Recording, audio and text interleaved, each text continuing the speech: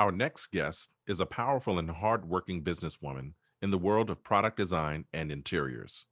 Born and raised in Toronto, Canada, she has always had a passion to design since childhood. Having accomplished so much at a young age and driven to succeed, it was only natural that she embarked into a much more competitive marketplace, Los Angeles. There, her interior design and television journey began straight to the top for stars such as Tyra Banks, Nick Cannon, Lisa Leslie, and Gabrielle Union. Since then, this celebrity designer has built and developed her own brand, a home line consisting of fashion bedding, basic bedding, pillows, rugs, throws, paint, wall art, and decorative accents. She has also had her interiors photographed by InStyle and People magazine and was called upon to design Sasha and Malia Obama's model White House bedroom for an on air special with Access Hollywood after the president was elected. She has appeared on several networks such as VH1, HGTV, Fine Living, Oxygen, Lifetime, and E Entertainment as their go to expert for design. Let's give it up for Nikki Chu. Happy New Year, everyone. I'm Nikki Chu, and if you don't know who I am, I'm an interior designer and product designer, but I would say I'm a serial entrepreneur. I am so glad to be here with everyone this new year, bringing in some new energy and looking for a very productive and incredible 2021. I can't believe we're even saying that now. 2021. It's going to be a great year because we have left everything behind us. We're moving forward. And hopefully, during this time when everybody has had a chance to sit down, be quiet, and reflect, you've come up with some amazing ideas, amazing ways to pivot, and you're looking to start new. So I know you guys have had a jam-packed morning and you have come to the end of this incredible journey.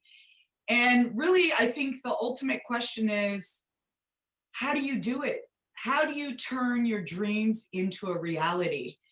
And I have to say, there are a few key points here, and that is sacrifice, dedication, and the motivation and drive to make it yours. I wasn't always a top celebrity interior designer. I was an artist and I went on my journey having to do a lot of free things like most people when they start their businesses. There was me building my portfolio and I had to do several homes for free.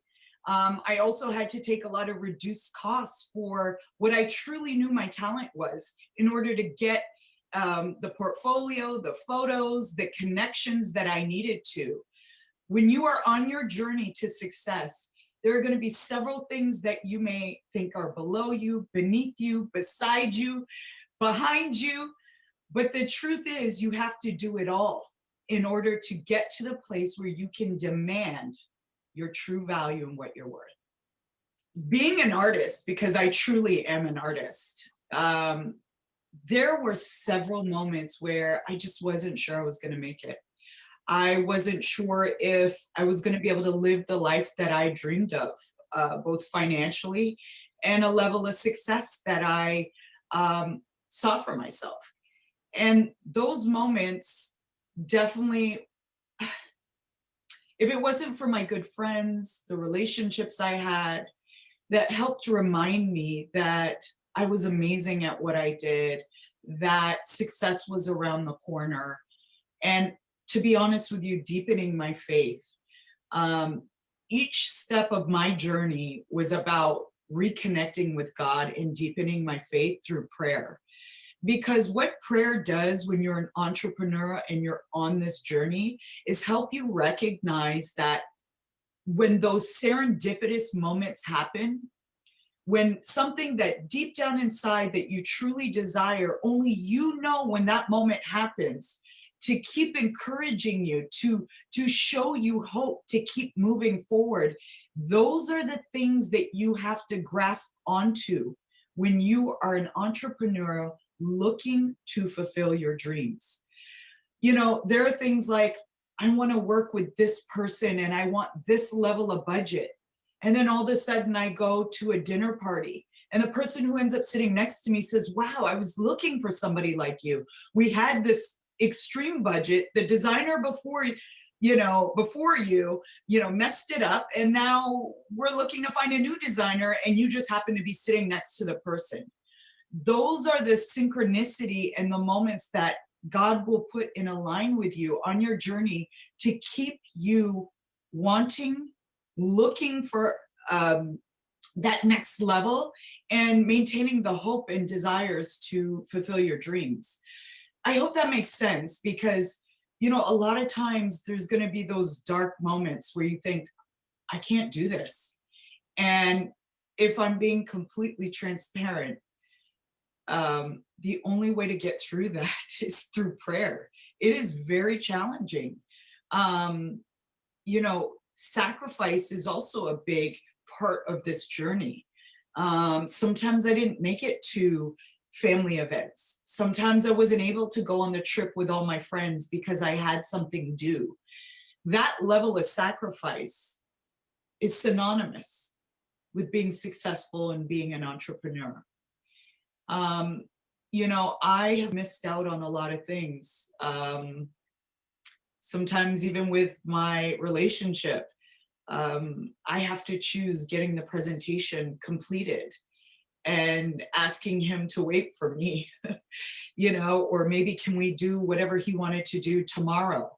And finding that balance between it all is also a huge challenge, especially with friendships, family, and relationships. But ultimately, you will find that sacrifice sits at the top of that. I have been in business since 2004. I've dedicated over a decade at least in being a professional designer, and my career has exploded into designing products and a television show and the ultimate brand extension. I started off as an interior designer, and then I went into developing home products such as art, rugs, pillows, lighting, and then I have my own TV show, and that journey just is filled with a lot of ups, a lot of really challenging moments being a minority in the space that I'm in. And, but ultimately, I would never give up what I'm doing. And I think that that is the key. You have to love what you're about to embark on so much that you wouldn't give up anything for the journey that you go on to achieve the success that you see for yourself. We're still in COVID, and it's hard to find inspiration. We're all locked up in our spaces, our homes. You can no longer travel, which for me, traveling was where I found most of my inspiration, through staying in beautiful hotels in exotic countries. And because that's not my reality, I've turned to things like Pinterest, Facebook, old school magazines. I mean, I go to show houses, which is, as long as I'm wearing my mask and I'm 6 feet apart from people, those are beautifully designed homes that they open up to the public that you can go and find some inspiration. So, social media has great inspiration. We're living in a true digital world. And if you are creating a business for yourself or looking to develop a business for yourself, first and foremost, your mind should be, how do I bring technology to this business? Or how do I bring this business online? Even though being a designer, it's about touching, feeling, interacting with clients. My biggest pivot in 2020 was creating an online design service called teledesignpro.com, where I am able to virtually go into anyone's home, anyone's space, and decorate virtually. My business exploded. I was decorating people's homes from Las Vegas all the way to London. And these were clients that I didn't have before. So I actually expanded my territories and my reach by way of bringing my business online in a way that I hadn't done previously. So as you're thinking about embarking on your new journey, first and foremost, is there a tech aspect to your business? Is there an online service that you can offer to your business? Because that's what you need to lead with in the world that we are in. I don't think that we are going to go back. I think there's still a level of having clients that want to touch and feel their designer. But there is a whole new world of people who have post-traumatic syndrome and will not get back to normal right away. And they enjoy the technology aspect of a lot of businesses. So what's next for me? I'm going to continue down my journey of being a technology-based interior design business. I will introduce mentorship programs, teaching business in the world of design, how to create a brand, how to have brand extension through a digital platform of Teledesign Pro. So currently online, you can purchase virtual backgrounds because everyone's doing Zoom. So that was a new business for me. I design beautiful interior spaces that can be used virtually with custom art that's on this side. So this is all one-of-a-kind art done by me in a beautifully designed space that's offered on teledesignpro.com for all of your meetings. So you never have to clean up your space. You just throw a green screen in the back and you can pop in a really cool room. So that was part of my pivot, and I'll go in that direction, and I'll continue to go in the direction of designing people's homes at an affordable cost online. The best advice that I've ever received is from a woman named Harriet Reisman. She's a builder and developer. And anytime something has happened to me in my life, she says, "But what did it teach you?" And no matter how much complaining I'm doing, how much, I wish it could have been, or what I should have changed, or what could have happened, she just says, "But what did it teach you?" And if you take that into every circumstance, you'll be able to turn everything around that feels like it might be problematic into, I learned a lesson. And that's how you have to view things as an entrepreneur and a person starting your business. Okay, what am I reading? Super Attractor by Gabrielle Bernstein. What am I watching? I'm watching a ton of documentaries. I love to learn. Most recently, I've been really interested in Egypt and the civilizations. That's actually been great inspiration for me. What am I listening to? Abraham Hicks on YouTube. I love her. All about lifting and enlightening the spirit. Really cool ways to look at life. You gotta check her out. I think setting your day up the right way is key to how your day will go. I have a morning routine where before I even touch the ground, I lay in bed with what I'm grateful for. And sometimes what I'm grateful for is just the fact that I even woke up that morning.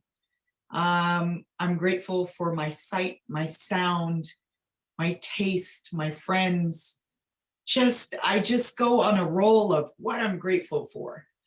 And as soon as my feet touch the ground, I got to have my coffee, my vitamins, and I try to go outside and let the sun hit me. Even if it's 5 minutes, 10 minutes, I sit in the sun and I just kind of take that moment before I'm on social media, before I'm answering emails. That's that little moment for yourself that's really important. I'm also old school. I like to write everything down that I'm going to do for the day. So before I get on my emails, I download everything that I've been thinking of, everything I need to remember, everything goes into my notebook that sits right here on my desk. Writing and crossing things out gives the mind, it just creates an ease and gives you a sense of accomplishment. We live in a digital world, but there is something about writing, crossing things out that just has this connection. And then I kind of start my day, and I end my day with a bike ride. I get on my bike, I leave my phone, and I ride about 7 to 10 miles, and just kind of clear the day for myself. And then I get into cooking. So everything that I do, I want to feel that there's some sort of peace and balance in it, especially given the year we had. So hopefully you're finding time for yourself in those little moments, even if it's 5 to 10 minutes. Make sure you do that throughout the day. Final words that I want to leave you guys with. In this time where it has not gone the way any of us thought it would, wanted it to, and there's been so many changes in our lives, I just want to say we have to embrace the change, because as cliche as that might sound, big changes like this put us on a path that we're supposed to be on. It's like anything in life. When you have this huge life shift, there are things that are supposed to be, things are supposed to come of that. And what I can truly say is there is a light at the end of the tunnel. We will soon be aware why our lives shifted in the way that they did. And at that time, it's going to be the best thing that ever happened to us.